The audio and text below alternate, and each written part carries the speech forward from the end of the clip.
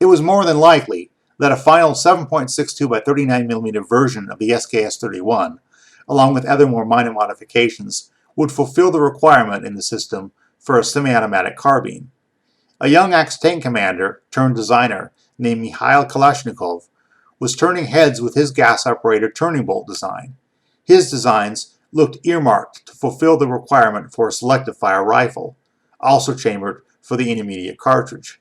Finally, Vasily Degtyaryov, who had designs going back to the 1920s, was keen to have his gas-operated, flapper-locked RPD light machine gun tested, which would give troops an intermediate cartridge-chambered squad light machine gun. After further minor changes, Simonov's design, chambered in the 7.62 by 39 M43 cartridge, was adopted in 1949, retroactively, as the SKS-45, short for the Russian Samozarядная карабина систему Simonova, or Simonov semi-automatic carbine, model of 1945. It is at this point the rivalry between Simonov and Kalashnikov comes into play. The AK-47 had, in fact, been adopted 2 years earlier than had the SKS-45, although, of course, the SKS's model year designation had been backdated. However, the inability of the USSR's arsenal system at the time to make safe and effective stabbings for receivers for the AK system meant that AK production would, for the moment, switch over to the costlier, heavier, and more time-consuming manufacture of AK rifles with milled receivers. This situation would exist until 1959, when the AKM, or Kalashnikov Assault Rifle Modified, in English, variant would appear. In the meantime, until enough milled AK-47s could fill frontline Soviet conscripts' hands, or until stamped AK-47s could be made in quantity, whichever came first, the SKS-45 would serve as the frontline rifle of the USSR. Production of the SKS-45 began in the year of adoption at Tula Arsenal's factory number 536.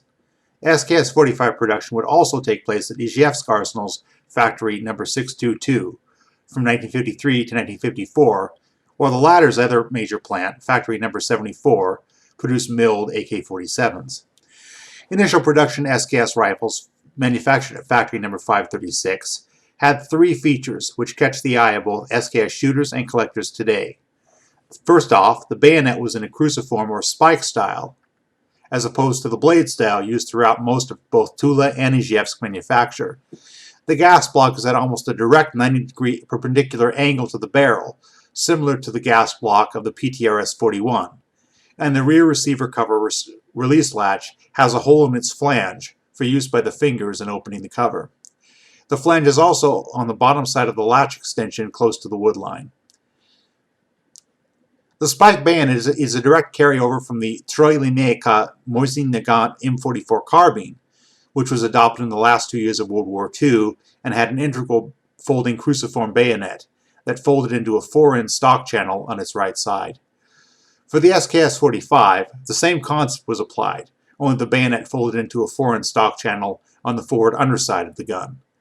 Minor differences exist dimensionally between Mosin-Nagant M44 cruciform bayonets and early production Soviet SKS-45 bayonets, with among the most recognizable being that the bayonet blood grooves, or fullers, start nearly half an inch forward of the crossguard barrel latch than on the SKS-45 types. Very early production SKS-45 cruciform bayonets also have two half-circular lined milling cuts on both sides of their crossguards to enable purchase for the thumb or any other of the fingers in fixing or dismounting the bayonet to or from the barrel. These milling cuts are identical in kind and location with those on the folding bayonets on the M44. Later in 1949, Tula SKS-45s were no longer produced with cruciform bayonets and were instead outfitted with blade bayonets. New production rifles had polished bayonet blades, while refurbished rifles will have blued bayonet blades. The 90-degree gas block and low flange with whole rear receiver cover release would be retained into 1950, however, along with hand-stamped arsenal markings for Tula Arsenal and a hand-stamped manufacturing date on the rear receiver cover, as well as hand-stamped serial numbers on the rear of the receiver cover, the left side of the buttstock, bolt carrier, bolt, trigger guard, and the bottom of the magazine. By the end of 1950, the 90-degree gas block had been phased out, replaced with a roughly 45-degree angle gas block that will continue until the end of production.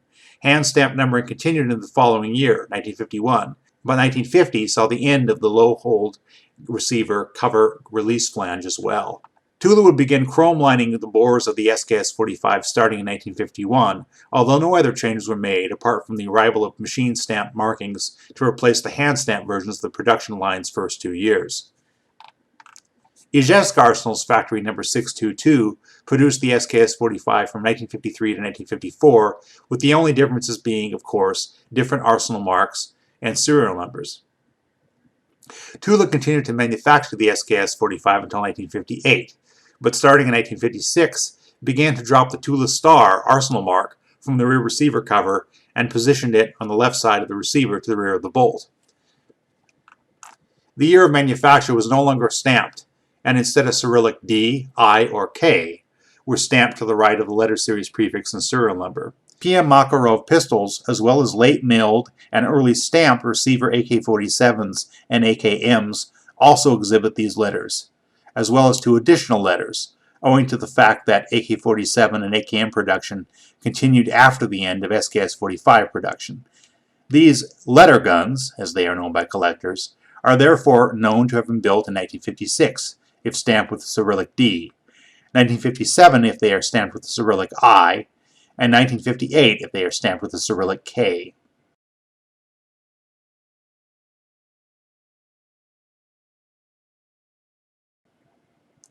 Repaired and refurbished SKS-45s will exhibit telltale signs of having undergone a rework after their service life was over.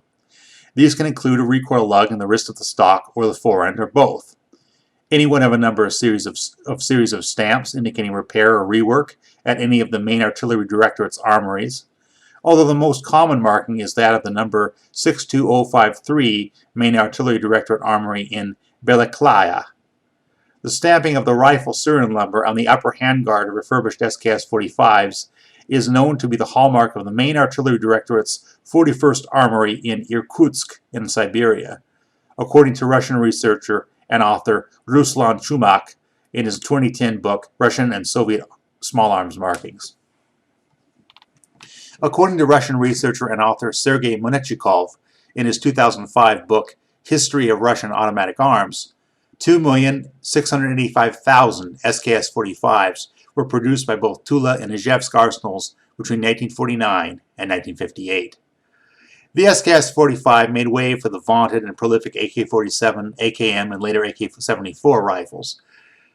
The large number of variants and production numbers of which far exceeded those of the SKS, with some estimated 125 million AK weapons of various variants estimated to have been produced worldwide.